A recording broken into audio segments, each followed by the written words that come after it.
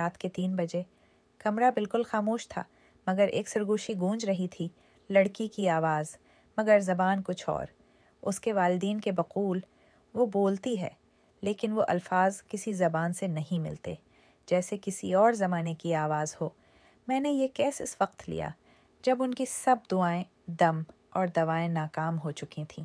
یہ تھی با، ایک 16 سالہ خاموش اور الجھی ہوئی بچی، جو دن میں بالکل عام تھی اور رات میں کچھ اور بن جاتی تھی۔ جب ابا میرے کھلینک میں آئی، وہ نظریں نہیں ملاتی تھی۔ اس کی ماں نے ہاتھ جوڑ کر کہا، میم بس اسے دیکھ لیجئے، کچھ تو بولیے۔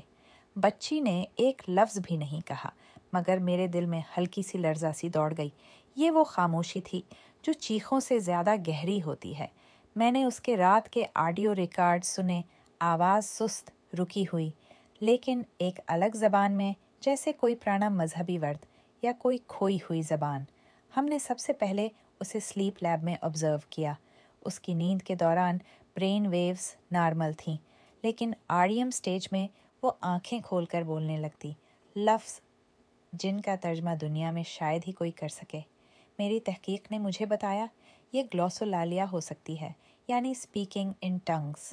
اکثر شدت عقیدت، ٹراما یا ڈسوسییشن میں دیکھنے کو ملتا ہے، لیکن بی کبھی مذہبی یا اسپرٹ ابسیسڈ نہیں تھی۔ اس کا پاسٹ بالکل ڈیفرنٹ تھا۔ 3 سیشنز کے بعد ایک دن وہ اچانک بولی، مجھے روشنیوں سے ڈر لگتا ہے، نیند میں کوئی میرے کان میں پھونکتا ہے۔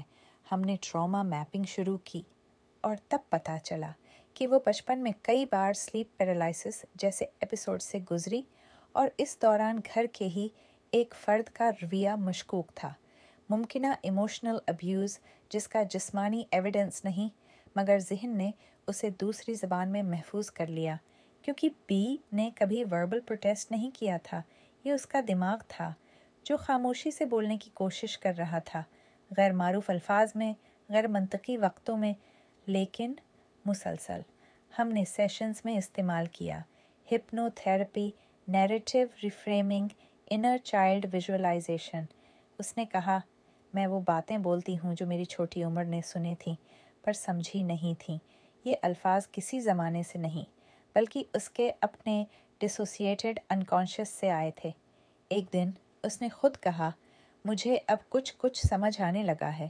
اس کی زبان کا لہجہ بدل گیا، آواز میں کپکپاہٹ تھی، لیکن اس بار وہ زبان اردو تھی اور الفاظ تھے، کیا وہ دوبارہ آئے گا؟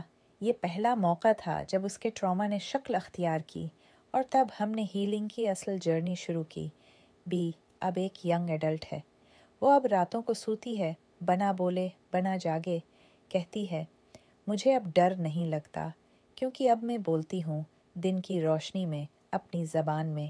یہ کیس میرے لیے ایک سوال چھوڑ گیا، کیا زبان صرف الفاظ ہوتی ہے، یا کبھی کبھی زبان وہ ہوتی ہے جو دل کہنا چاہے مگر دماغ سن نہ سکے؟ تھراپسٹ چیئر ڈائریز میں ہم ایسے ہی راز کھولتے رہیں گے۔ جہاں دماغ بولتا نہیں تو روح سرگوشی کرتی ہے۔